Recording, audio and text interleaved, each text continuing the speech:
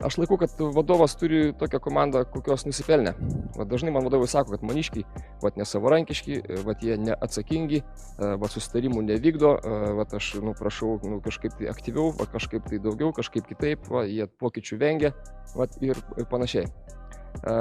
Jeigu nepatinka, kaip elgesi ar kokį požiūrį turi tavo pavaldiniai, pažiūrėk į veidrodį ir savęs paklausk, kaip tu tokius sukūrei. Kodėl sukūrei? Tu atrodo nieko nedarei. Bet tiesioginis vadovas turi didžiausią įtaką į darbuotojų kultūros formavimą. Ir iš tikrųjų arba tu savo elgesiu, arba kaip tik toleravimo kažkokio tai elgesio formuoji ir skatini tam tikras savybės.